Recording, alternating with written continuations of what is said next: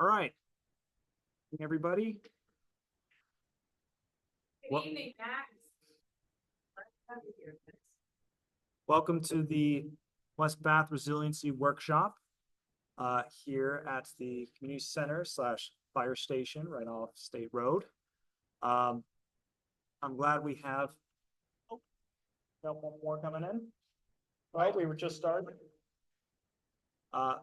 Thank you for showing up, and for those who are watching later, thank you for listening. So I'm Max Johnstone. I'm with the Mid-Coast Council of Governments. I'm the senior planner who's been going through some of this research and trying to get it together. So let me start off by just I'll go over very quickly what this program is. So the Community Resiliency Partnership is a collaboration between the state of Maine and any interested community that wants to access certain grant funding and to implement some strategies that I'll go over in a bit. These grants and strategies are meant to help with communities and recognized tribes to become more sustainable and to combat climate change and reducing any valuable resources like heating fuels. This program is operated out of the Governor's Office of Policy and Innovation and Future, or GOPIF, and stems from the Maine Won't Wait Climate Action Plan that was developed back in 2019. To qualify for the grants that I'm going to talk about in a bit, towns must complete a self-assessment, hold a workshop, which is what we're doing tonight, and pass a resolution outlining the commitments of the community. As of today, there are over 131 communities in Maine that have already joined since the program started in 2021, and over $4 million have been distributed between at least the most recent grant rounds. So my reason for why West Bath should be joining is because there is a notable vulnerable population. I think when we went through the comprehensive plan, I think about 20% of residents were over the age of 65.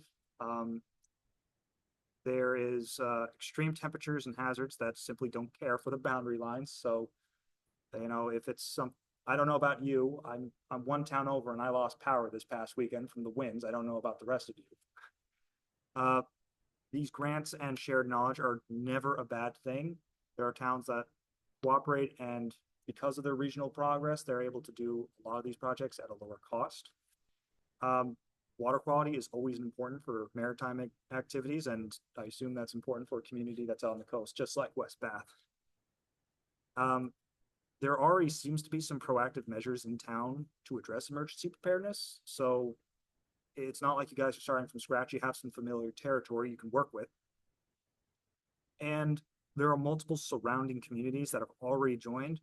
So you're able to use some of this grant. You're able to access even more grant funding for some shared projects. What you're seeing on the screen, anything that is blue is a community that is already enrolled in this program. And the green are the ones that are trying to join right now. And you see that one green that's on the bottom there, that's you guys. That's West Bath, surrounded by a lot of blue. That's Newcastle. And I think, who is that? Edgecombe is between Newcastle and Boothbay. So, and I think once you are all set here, Richmond and Bowdoin will be the last two in Saginaw County to enroll in this program. So you may request any grant funding between $5,000 to $75,000 to achieve a goal that is unique to your community. That's actually been upgraded to the 75. Originally, it was $50,000, but if you were to be ready and applying this December, you could ask for up to $75,000 for a project in your community. And you may say, well, what's better than $75,000? What about $175,000 if you do a collaboration with at least one other community? I say neighboring community, but it can be another community that you're doing a project with.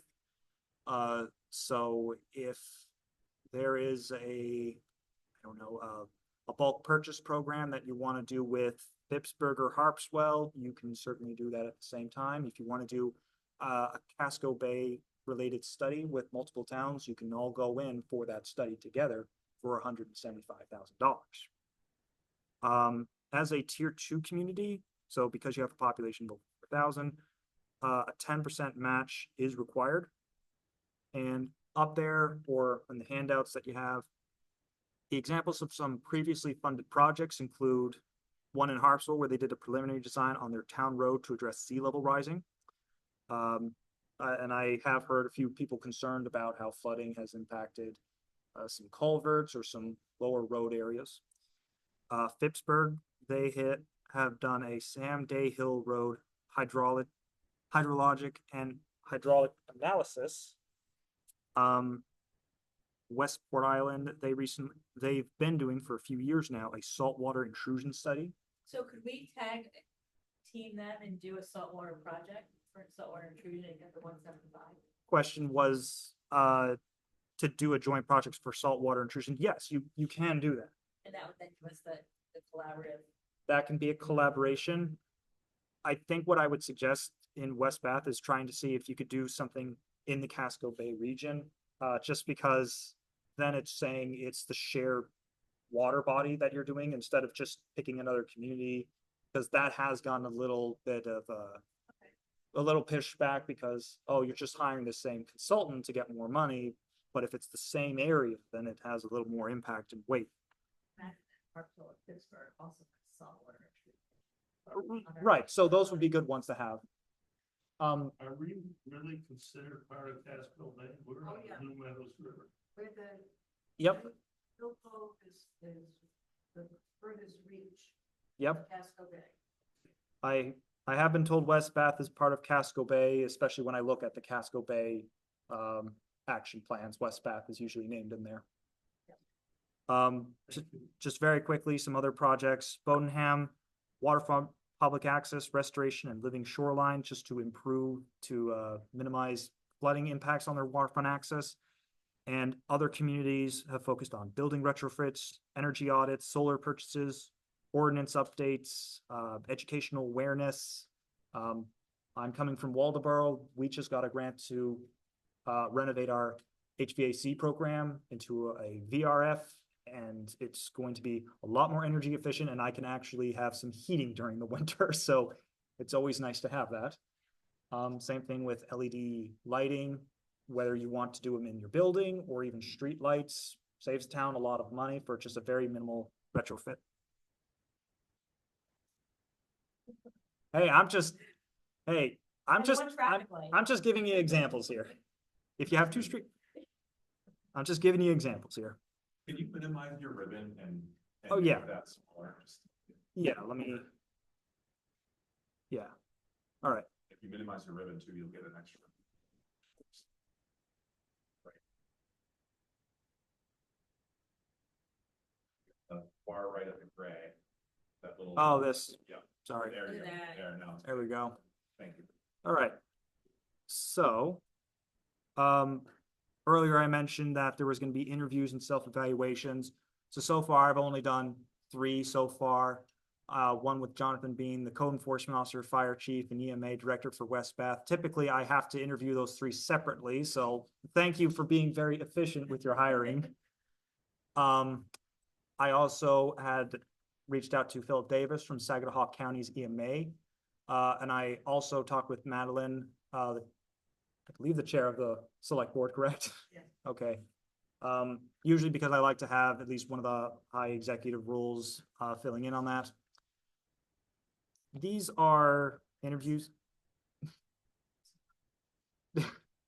These interviews are usually conducted just for an initial impression, and more can be conducted if people in this room or after this meeting believe that more interviews should be done. And so far, these were the overall positive results. I was told that West Bath does well when it comes to emergency responses and road safety. And I even noticed that in the comprehensive plan that people usually get a very good response from emergency services. And that seemed to be the thing that was emphasized with trying to open up the roads as soon as possible, so emergency access can be rather quick. West Bath is also very fiscally responsible, thanks to, in part, the budget committee and the investment committee. So, which is why I figured you might be here tonight. There is also an important understanding to upgrade the roads whenever they're possible and to account for increasing storm events and flooding. Another big positive, what we're sitting in here tonight. We have an emergency shelter here in West Bath that's in coordination with the Red Cross. And it does have, and John, as well as the emergency service, do practice a lot with internal exercises to prepare for these disasters. And also starting to work with regional partners through mutual aid agreements, the New Meadows watershed, and having a great relationship with public, private, and nonprofit partners. And again, these are just what was said in the interviews. If anyone here says otherwise, I'll be glad to hear it later on when we're opening up to the floor. And now some areas to improve. Outreach to residents. The town may know what's going on, but the question is, how can you reach everyone in town, especially when there's some disconnect happening? There are a lot of positive features done in town, but they're all done sort of handshake agreement. There's nothing really written in the policy or procedure. So once those people are gone who do such great work, is the town able to still follow through later on? And when facing flooding, storm events, and hazards that have not been seen in decades, that's a pretty big challenge you're facing right now. And how do you prepare for those? And the item that also just has to be addressed is there are some select roads that just blocking off one or two of them can cut off whole pockets of the community. So how do you prepare for those being addressed, whether it's reaching out to them or trying to open them up as soon as possible? So in terms of next steps, tonight, residents, and following this as well, tonight residents are speaking on what they think are the threats and strengths facing West Bath, and a chance to review any different project ideas that are from the state in the handout that I was just providing, and I'll have it up on the screen for anyone who's watching the recording later on. Find out what are some of the low, moderate, and high priorities the town would like to do when trying to apply for these grant funds, or ones that don't need grant funding that the town could still just do if there is active volunteer work. And following tonight, I'm taking any results that are from tonight, the interviews, and I'm condensing them into a single list for the community to use when applying for grant funding for the future. And if there is enough interest from residents in town, an ad hoc committee can be formed for interested residents to discuss the results before being submitted to the select board. And that committee is also ideal to apply for the grant funding in the future, because despite some popular belief, I'm not going to be in West Bath all the time to do everything. So, and it is actually one of the responsibilities the town does have to do at the end of this is to have a staff member or a committee designated to apply for resiliency in the future. Some towns will have a resiliency planner or an environmental coordinator, just as easy as some of the smaller towns will have a resiliency community or resiliency committee, or even have an economic committee whose job will also involve the resiliency work. So there's a few different projects that or ways the town can go, and the results will be submitted to the town office along with a draft resolution that may be approved by the select board during a regular scheduled meeting. The resolution that will be put together does not have to go to a town meeting if you do not want to do so. It's something the select board can simply do with one meeting, one public hearing, and it's something that will have to be renewed once every 2 years after you have signed on. So if you do pass this resolution, say December of this year, you would have to renew it in December of 2026. And that is something you can change over time. And it's a draft item. It's just broadly saying the town would want to join the partnership, and it acknowledges some of the challenges that it's going to face and would like to work with the state to address. And that's it for the slideshow. Up there, you can see my contact information if there's any questions for me after the meeting, or to reach out and give me any thoughts that you didn't want to share at the meeting tonight. But so far, are there any questions about what this program is, or how to get there, or the next steps? So you said for us to apply between now and December, we could get up to 75. Collaborative. Yes. Can you do both? You can only pick one at a time. You're either doing a project by yourself or you're doing a collaborative with a community. You can't do a collaborative and your own solo project. I've tried that in the past. But can we do more than one project? You can try. So can you apply for a 75 and a 175? Can either or be accepted and then? Yeah, there's been times in the past where some towns have applied for multiple grants, but sometimes it's them saying, well, well, 50,000 used to be the maximum amount. We want to apply for a 30,000 for this project and then 20,000 for this, so we're not doing 50,000. It's still them hitting their maximum 50,000, but they are doing multiple projects. And that was acceptable. That was acceptable, but that was also at a time when not that many communities were part of it. Now, for this round, I think, and I'm trying to remember the numbers from last week. I think there is maybe 8 million coming in from federal sources to go to all these projects. That's why it's up to 75 and 175.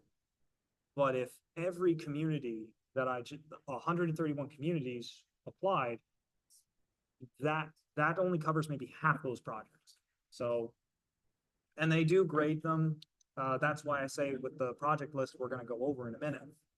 You don't have to pick one of them, but you do have to give a bit more of a match to that one because they do usually favor the ones that they have listed, unless it is something you tie to resiliency and you do have the match ready for it. It's all 8 million being distributed this December. That's the goal, yeah. We step on. Cause we have, I know that like the remote meeting access we talked about, which is. Yeah. From the perspective.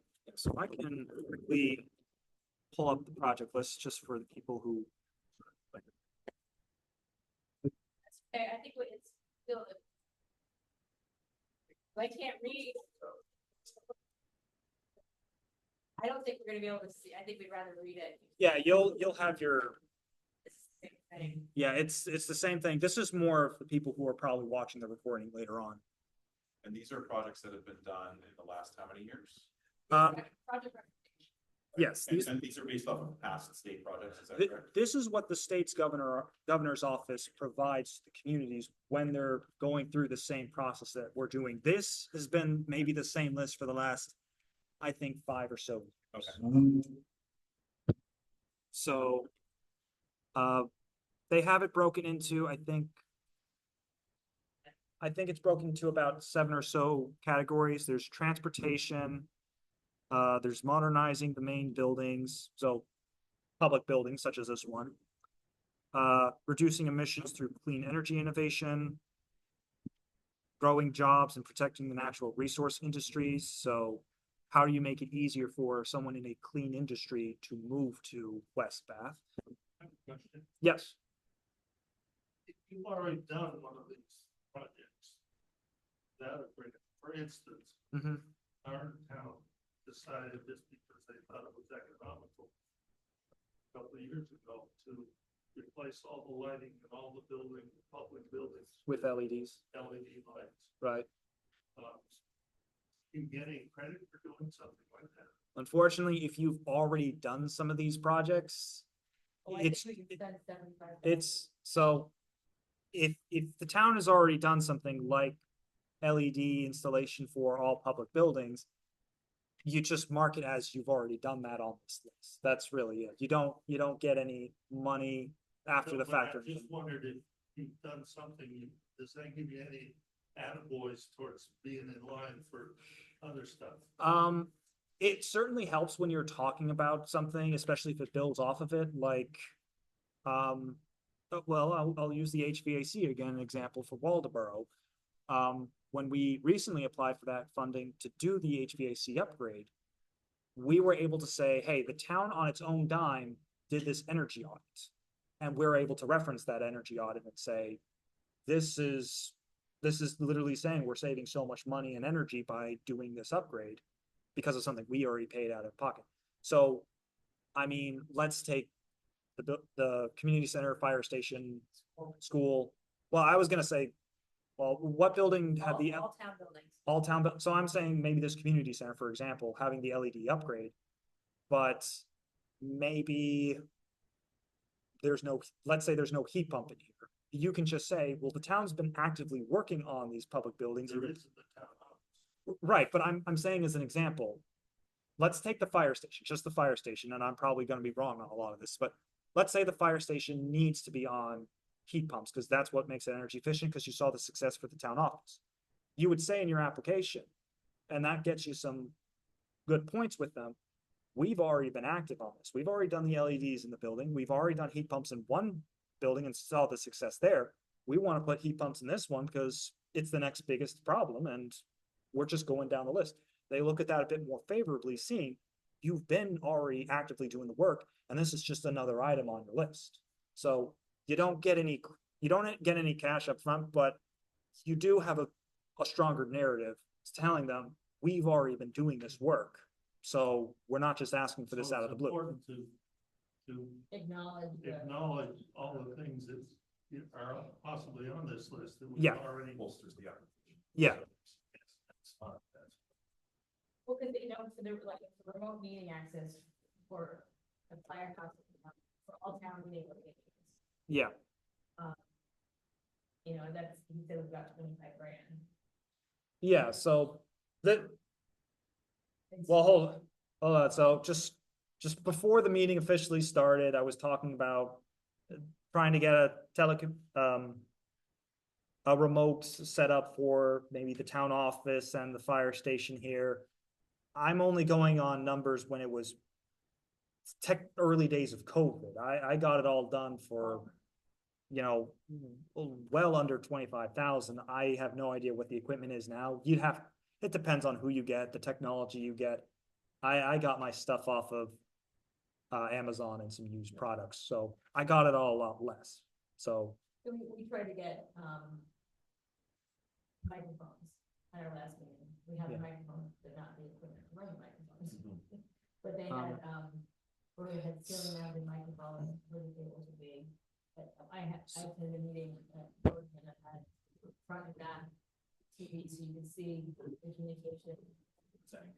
so So it was, we've talked about it, and that would allow people to participate more also. So, and when I've talked with some communities about these projects, they'll also say, well, we don't want to do all these items, like some of these include trying to achieve a CRS class 6 or better, maximizing flood insurance for community residents. Well, some inland communities don't see the benefit of that.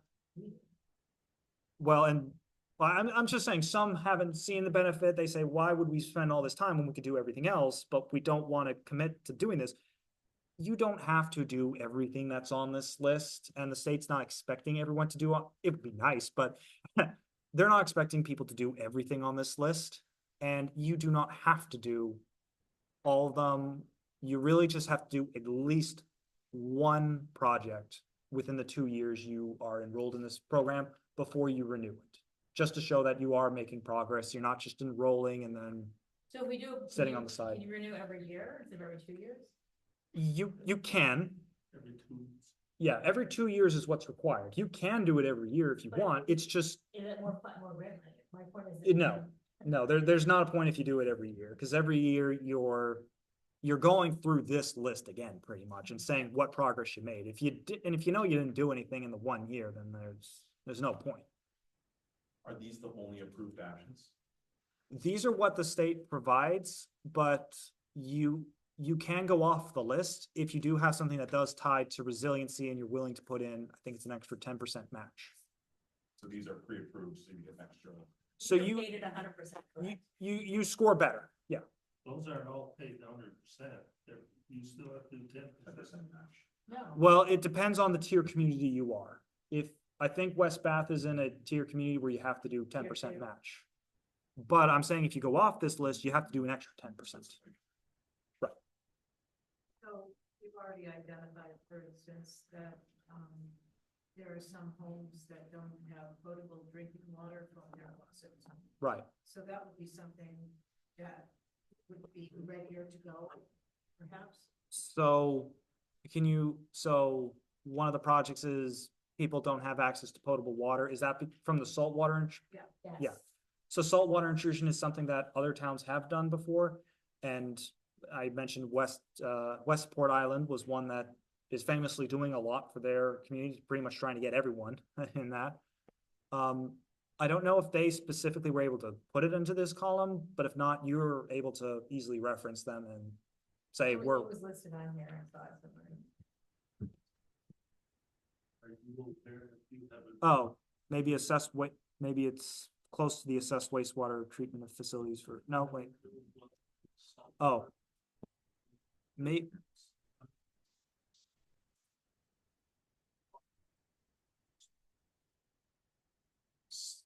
but the answer is yes, but not sure. So that would be, that would benefit people that we know.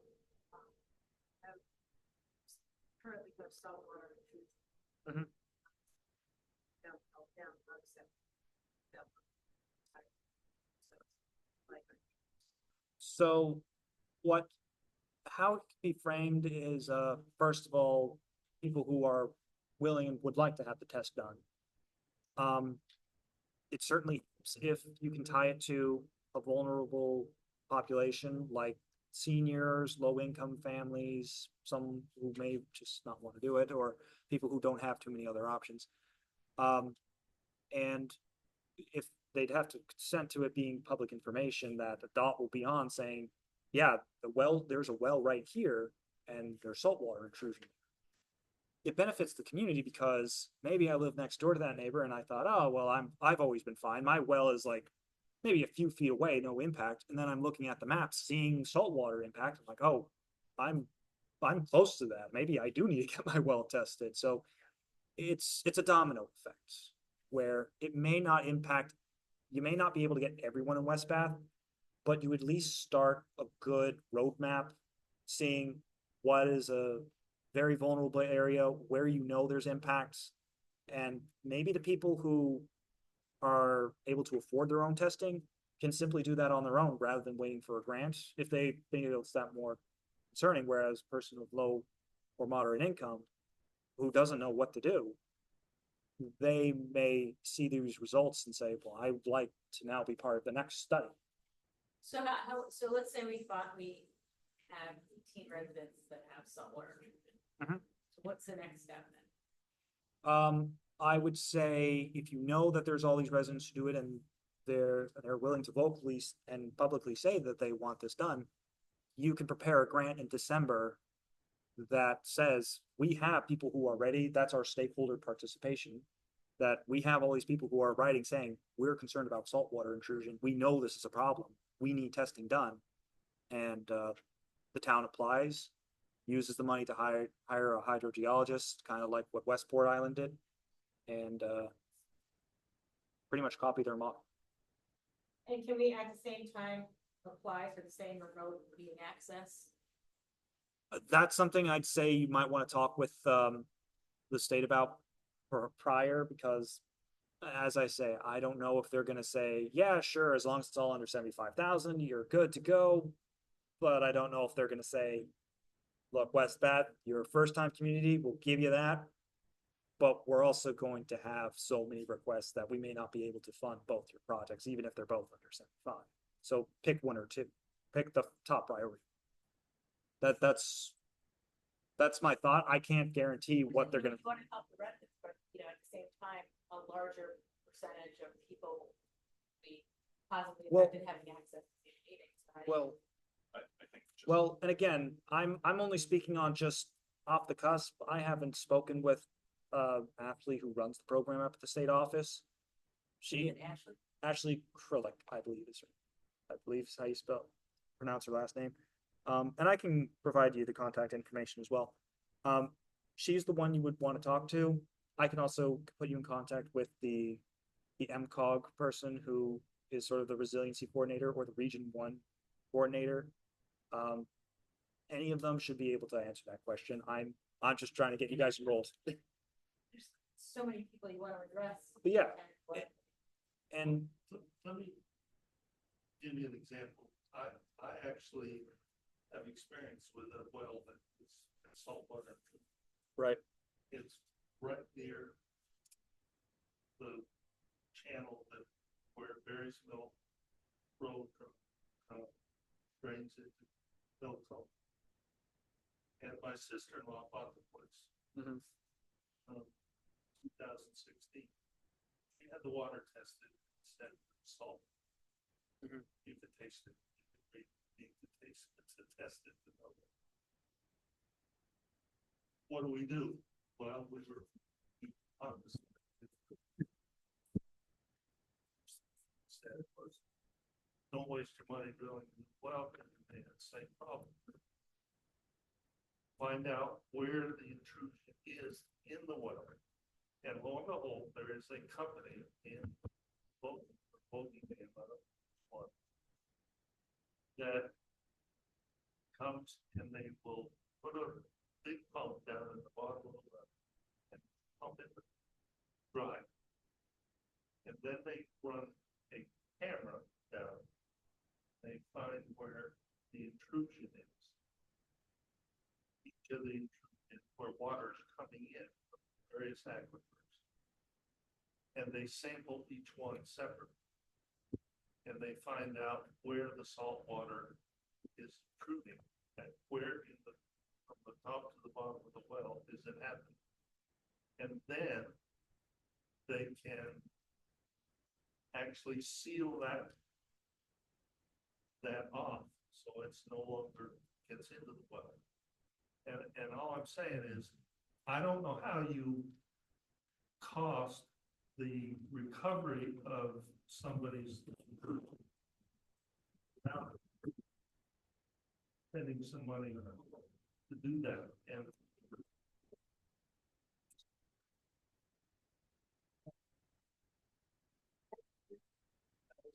that had 27 gallons.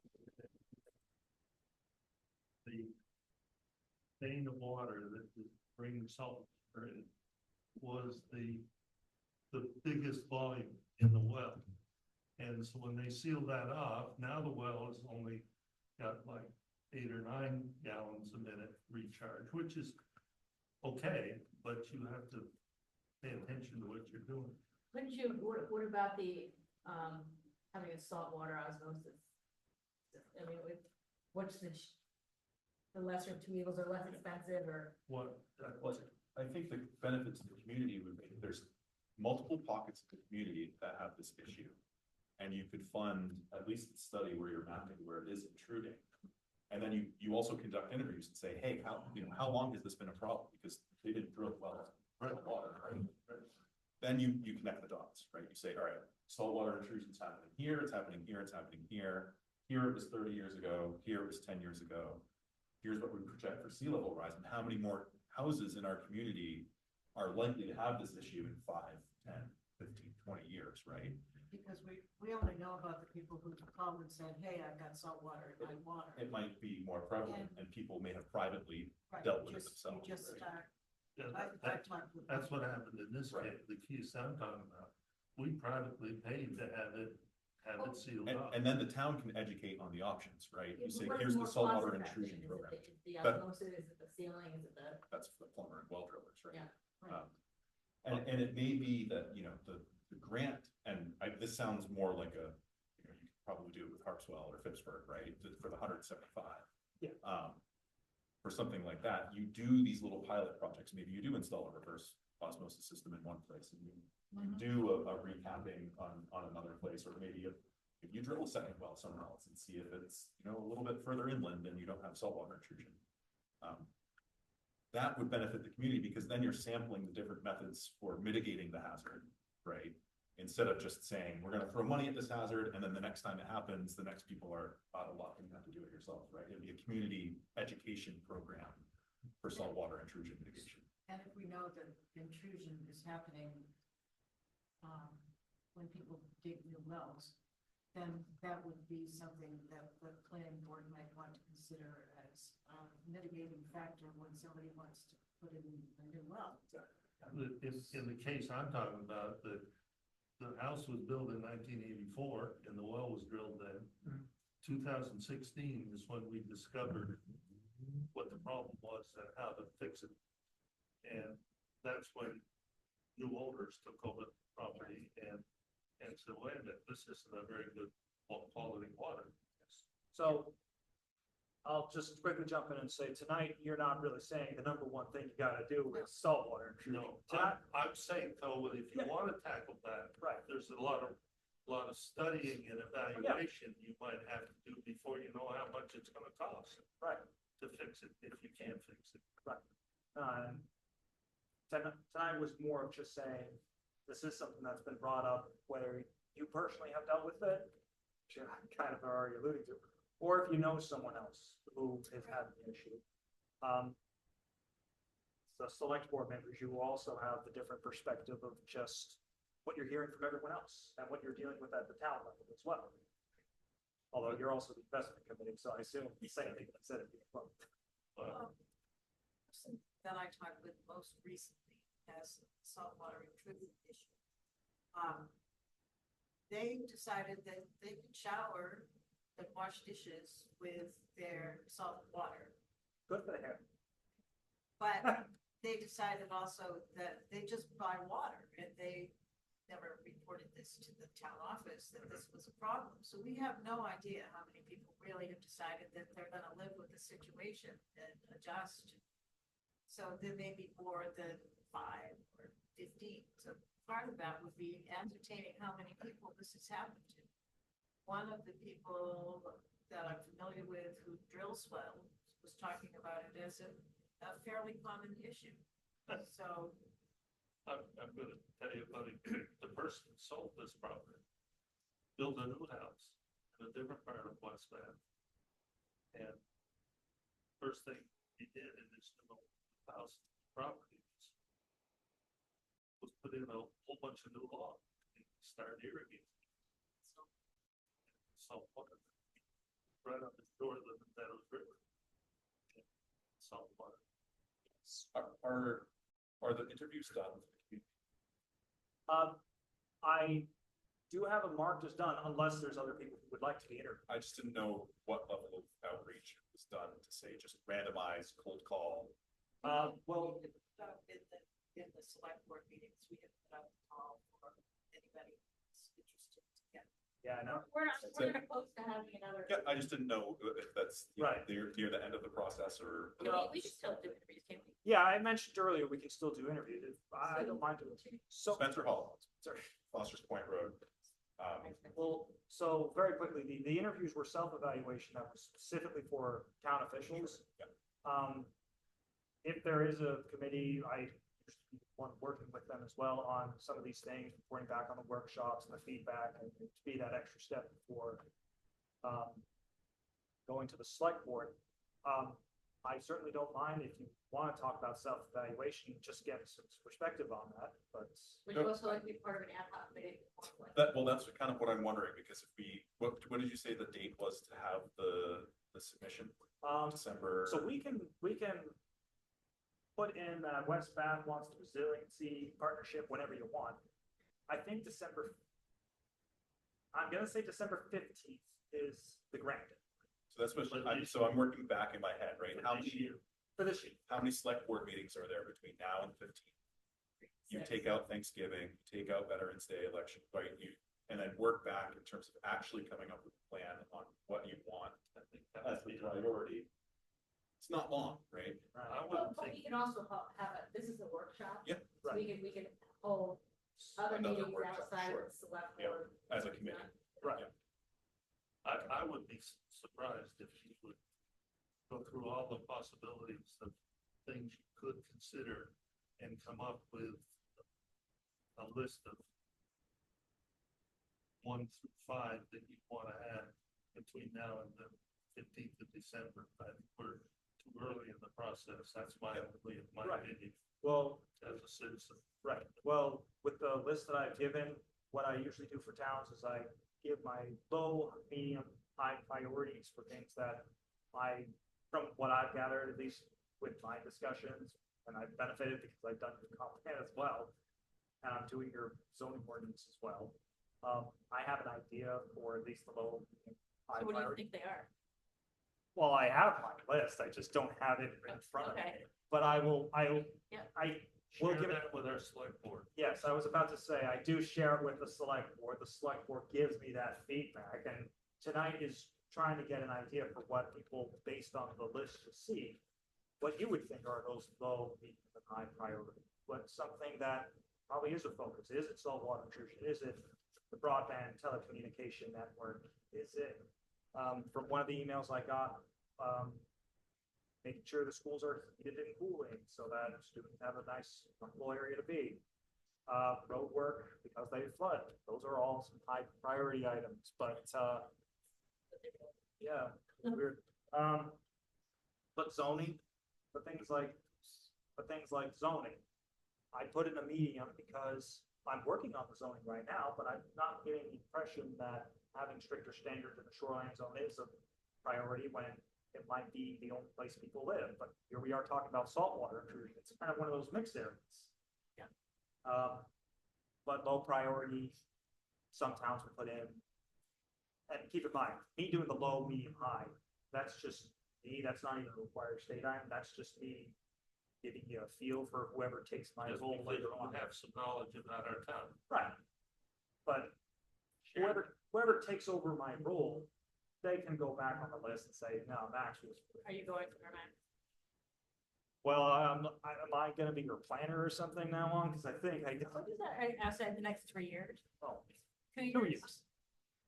The reality is that all of us need to plan for succession.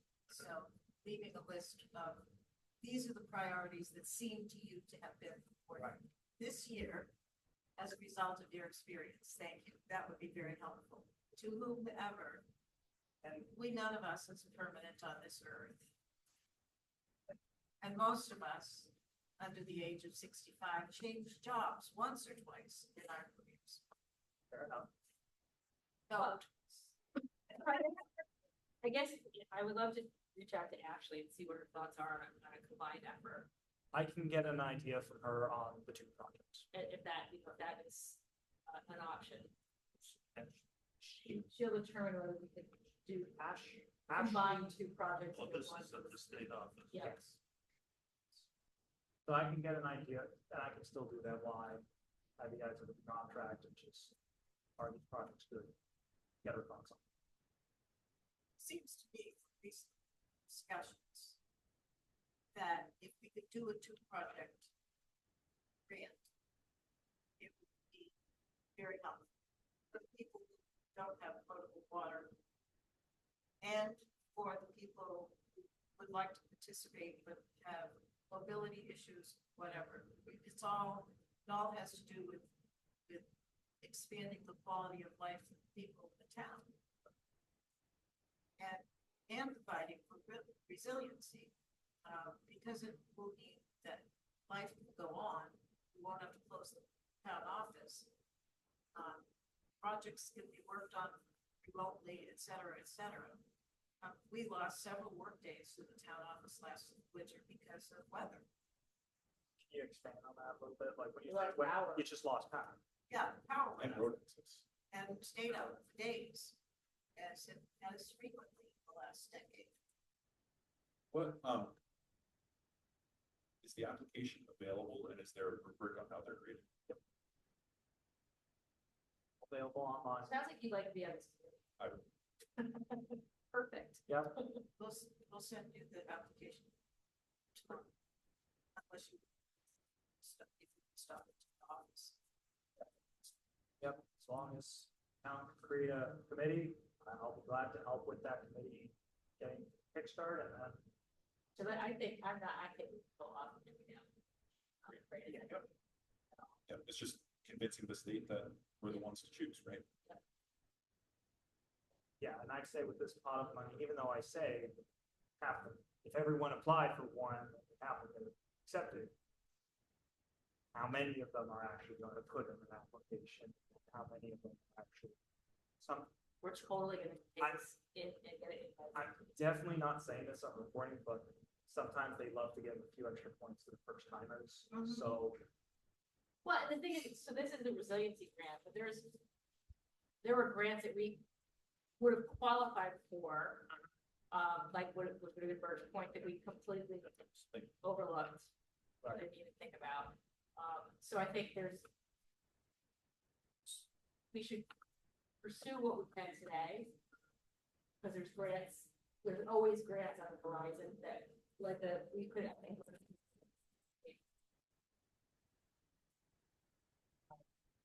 Yeah, and I should also quickly point something out. This grant doesn't directly do culvert replacements. That's the main infrastructure adaptation fund.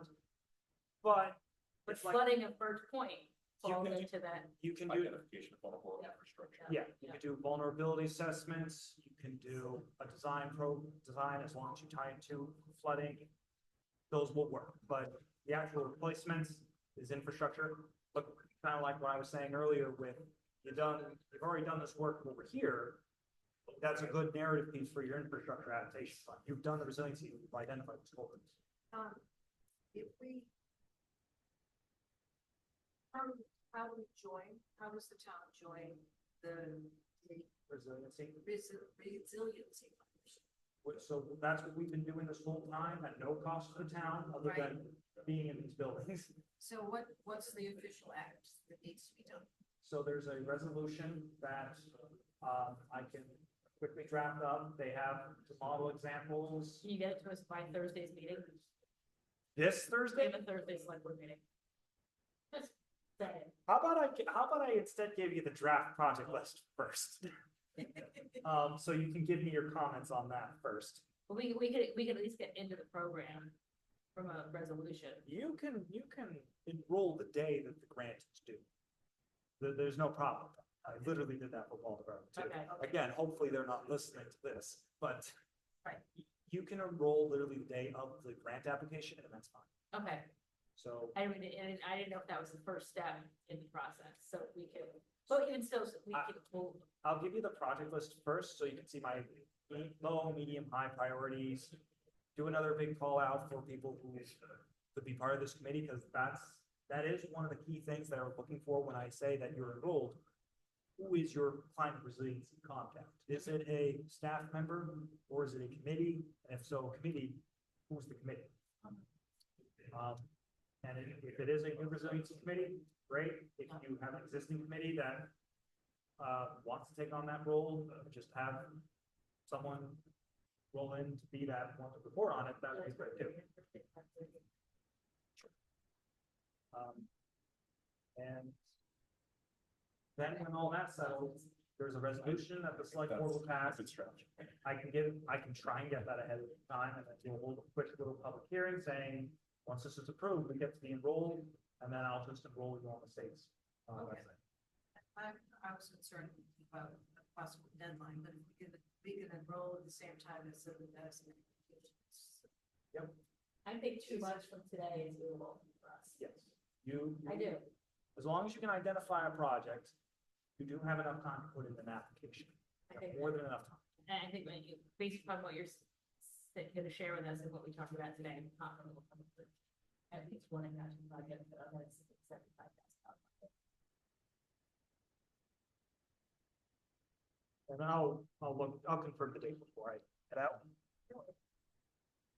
So Terrific. any other thoughts? We're gonna hit the 1 hour mark soon, so I wanna make sure anyone has any thoughts on the high priorities other than saltwater intrusion and broadband and culverts and I assume heating systems. How are we on the broadband? I thought we made some progress. So the funny thing is, we didn't, I don't know if I want to say that while we're being recorded. Yeah, What are we done at this meeting? yeah, I was gonna say, we can quickly wrap it up with just any other priority or resiliency talk people wanna, One more question about future. yes. So, ideally, this wouldn't be a one-off, and we would take the list of priority projects, right? Yeah. What is the future timeline of additional funding either from the state or, you said the Fed is kicking in the 8 million from the state. What is that looking like? Or is it not decided yet? So, again, I'd have to look at my notes. And I'll make sure I send that out so the select board can have it for the meeting. I think this round is just 9 million federal funding. I'm saying I think, very strongly. I think the state was awarded 65 million to do these programs for the next 2 or so years. Yeah. So, and they usually do 2 rounds of funding every year. So, and there's various grants that aren't, I'm gonna say, Receipts. right, Yeah, that not part of this program that we're gonna be able to apply for as well, that are And in addition to this track, there is also a new one the state started, which is a joint vulnerability assessment one, where West Bath would partner with one or more communities to do a vulnerability assessment for the whole area. Most town, but to be honest, most towns would just apply for this 50 or 75,000 to do their own full assessment, going over roads, vulnerable populations, everything else. The state's pretty much saying, go for this track that is a partnership vulnerability assessment. You really get $10,000 dedicated to get a contractor to do an assessment of just West Bath, which I'll be honest, I'm gonna see how that goes. If West Bath is interested in that, I can enroll you into that program as well. I do have some communities that have asked about it. Totally do that also. All right, so I guess I'm doing that as well. $1,000 study. All right, so I can include you guys in that as well, if we go. I know that we adjourned this meeting. It's my workshop. The heck? I thought you were in the meeting. So- We're saying, you can't press what I want. So I will say that if there's someone who is watching this recording, later, first of all, sorry for terrible audio. I thought I was gonna have my owl, ironically. But please feel free to reach out to the town office about enrolling into the resiliency committee if you're interested. Or to go back to the slides to find my, my contact information for further questions. I will send the PowerPoint slides to the select board and to the town clerk so that it can be posted. We will have it posted. So if we on post it the online. website. Yep. All right. Good night, everyone.